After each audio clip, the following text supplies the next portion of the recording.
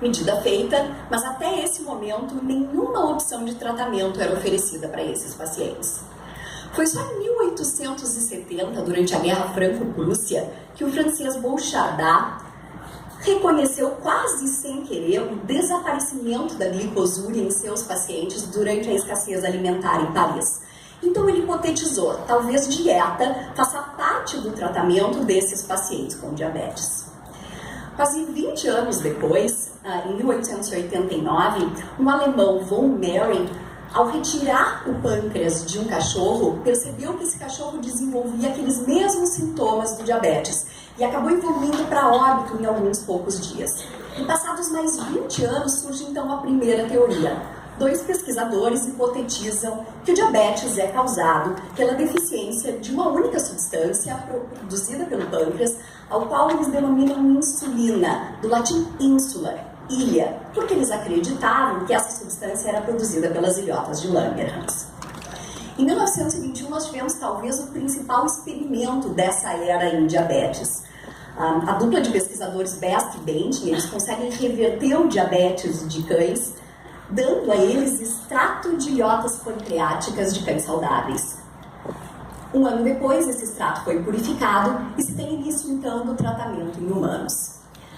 Em 1923, um ano depois, Best e Benting merecidamente recebem o Prêmio Nobel de Medicina.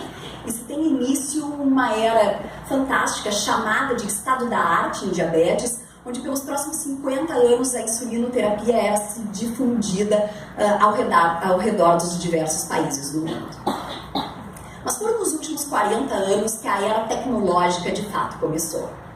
Em 1978, as primeiras bombas de insulina portáteis chegavam ao mercado. E chegavam com uma promessa de trazer mais flexibilidade, de trazer uma insulinização mais fisiológica para os pacientes.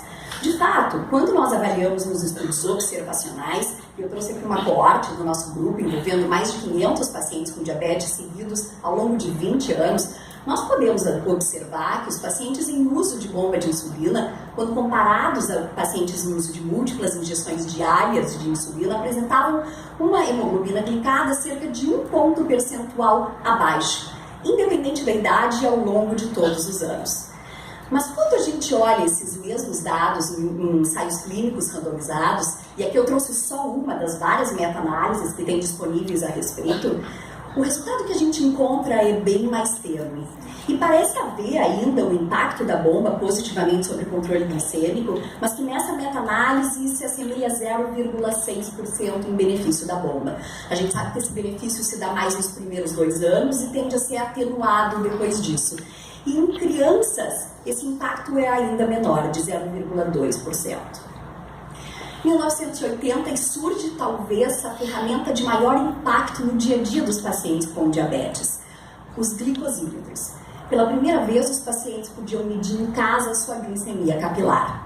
E os estudos subsequentes que vieram avaliando o impacto dessa tecnologia, dessa ferramenta, vieram para corroborar um pouco desses resultados. Esse slide já foi mostrado hoje na primeira palestra pela professora Beatriz, mas eu trago para mostrar para vocês dados do inquérito do Type 1 Exchange e que mostram que quanto mais se aumenta o número de verificações de glicemia capilar por dia, melhor é o controle glicêmico dos pacientes, ou seja, menor a hemoglobina glicada. Nós replicamos esses dados no estudo com a nossa população aqui do Hospital de Clínicas e encontramos resultados semelhantes. Cada vez que nós aumentávamos o número de verificações do paciente em uma medida ao dia, nós tínhamos o poder de diminuir a hemoglobina glicada desse paciente em pelo menos 0,5%.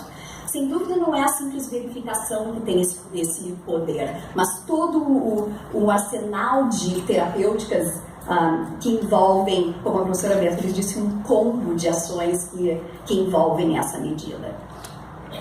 Em 1990 e mais tecnologias, canetas de insulina surgem como as novas queridinhas do momento. Se tornava muito mais fácil aplicar insulina desde então.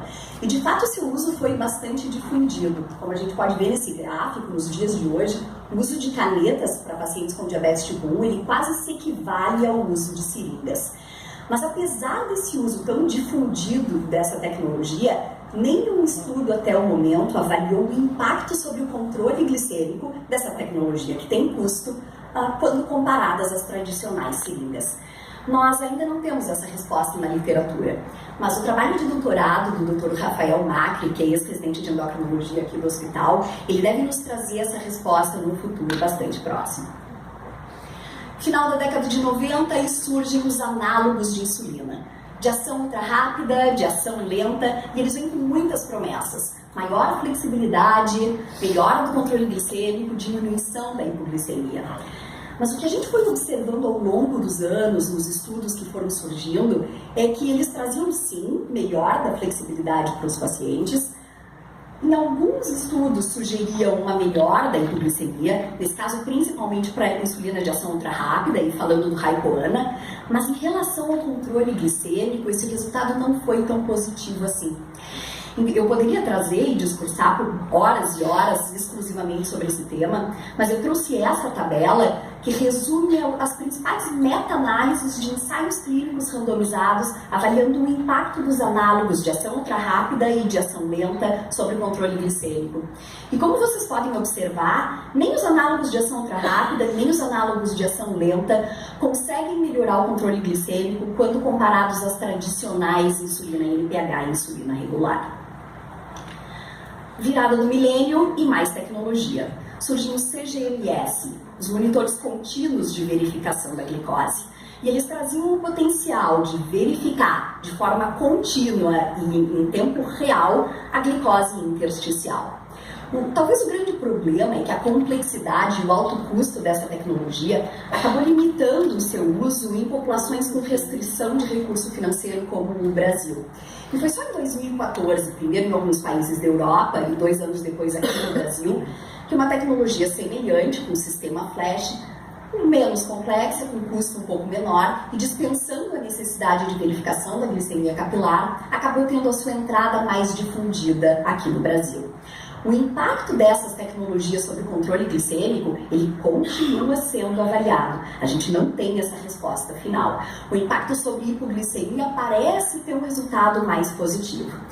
Mas eu trouxe, pensando num cenário um pouco mais animador, o resultado do talvez maior estudo que nós temos recentemente publicado sobre o tema, que é o Diamond, publicado no JAMA em 2017. E ele avalia o impacto do CGMS tradicional quando comparado às verificações de glicemia capilar. E mostra que sim, que o CGMS tem o poder de diminuir a hemoglobina glicada em 0,6%.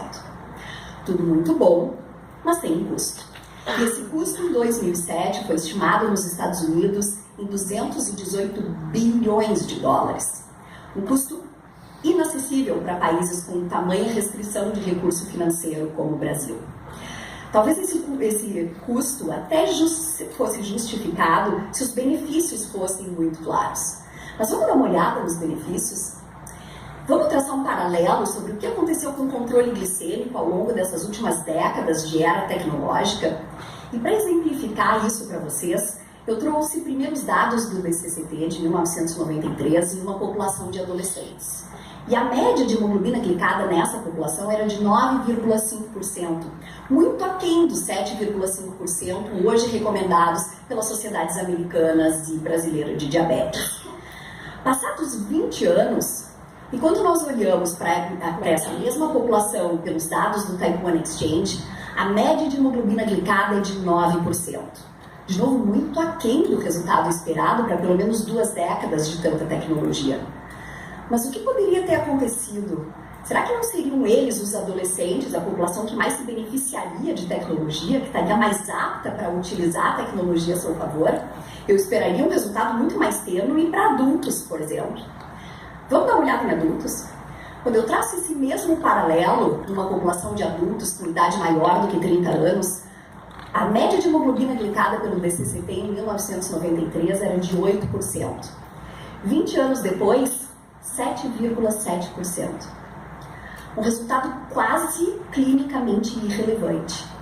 Mas aí eu pergunto, o que poderia ter dado errado?